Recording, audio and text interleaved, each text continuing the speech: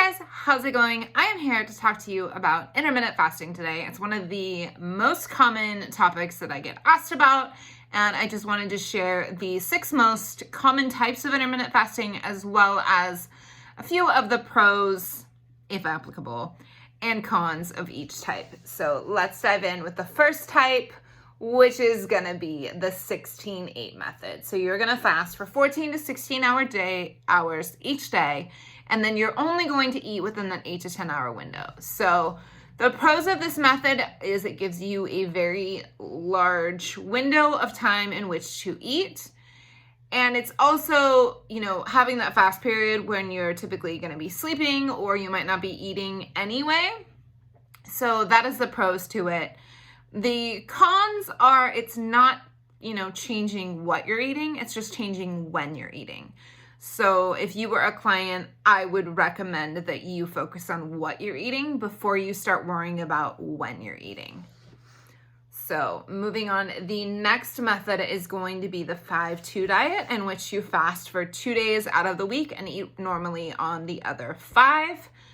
The 2 fasting days is going to be a 24-hour period, and you can eat some. It's recommended that you take in no more than 500 calories in order to stay in that fasting method. As far as pros, you get to eat normally 5 days a week.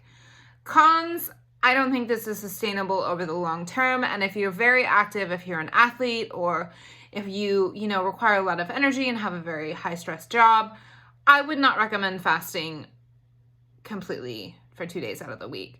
It's also not recommended that you fast 2 days back to back. So just keep that in mind if it is something that you decide to try. Another con, obviously, is that it's not changing what you eat. It's just changing when you eat. So that's my 2 cents on that. The next one is an eat, stop, eat diet, which basically means, again, that you are going to eat normally 3 to 5 days of the week, and then you're going to fast on the other days. And that's for a 24-hour period. So if you have a meal at 7 p.m. on Monday night, you're not going to be able to eat again on this method until 7 p.m. Tuesday night. So I don't think that's sustainable long term because, again, you're depriving your body of nutrients for 24 hours, and I just don't recommend that. I would much rather you focused, I know I sound like a broken record, but on what you eat rather than when you're eating. This could be beneficial. I know some people will fast if they're going to be on like a long plane ride because the higher altitude messes with your digestion. And all of these methods that I'm talking about do not include religious fasting. That's a whole nother beast that I'm not even going to touch. So this eat, stop, eat method, basically fasting for 24 hours when it's convenient. If it works for you, great, but I would not recommend it for any of my clients. Now we have the alternate day fasting, which basically means that you're fasting every other day. Again, you're not eating for 24 hours, or you're taking in only a few hundred calories, typically from things like broth-based soups or juices. Yes, you have the option to take in some calories, but I'd much rather, you just ate in a caloric deficit 7 days out of the week instead of going to these extreme measures. So I don't see any pros to this. It's not something I would recommend. And then the 5th most common is going to be the warrior method, in which you are able to eat some fruits and vegetables throughout the day, and then you're eating a very large meal, typically within a 4-hour period at night.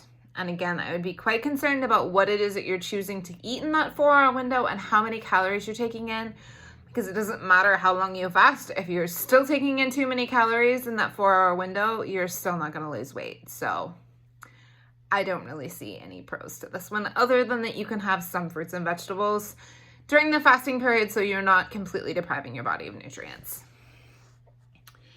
And the last one is spontaneous meal skipping when it's convenient. So for me, there's some days that I don't eat breakfast right when I wake up because I wake up at like 5 a.m., rush to a client, and I'm just not hungry, and I'll eat breakfast around, 10 or 11 after I've worked out or finished with my clients for the day. That works for me, but I'm not fasting on purpose. I'm just listening to my body and, giving it what it needs when it tells me it needs something. So it can work, but I would caution you against this method because it can very easily lead to disordered eating habits, in the sense that if you know you're going to go out, with friends for happy hour or drinks and dinner, and you know you're going to be eating a larger meal at night, it could be tempting to skip meals before then. Or if you go to Sunday brunch and you have a huge brunch, you could be inclined to skip meals the rest of the day because you're trying to, quote, make up for what you ate in the morning. And that can very easily lead you to skip meals because you think that it's going to help you lose weight faster. And skipping meals repeatedly, again, can lead to disordered eating. So I would caution you against this one just because it could very easily lead into disordered habits. So those are the 6 most common types. My sense, again, said it again, focus on what you're eating instead of worrying about when you're eating. If you do, get in the habit where you feel like you're eating really nutritious and, you're checking all those boxes and you're still not seeing results and you want to incorporate one of these methods, by all means, try it. But also read my post on the scary consequences of yo-yo dieting. So if you don't think that intermittent fasting is something that you can maintain for the rest of your life, I would recommend you not do it. If it's, you truly believe in it and you truly believe in its health benefits and you think it's sustainable for you, go ahead. I am not a physician. I am not a registered dietitian. I am merely a sports nutrition specialist. So these are all my personal opinions. So it is not my recommendation to do any of them.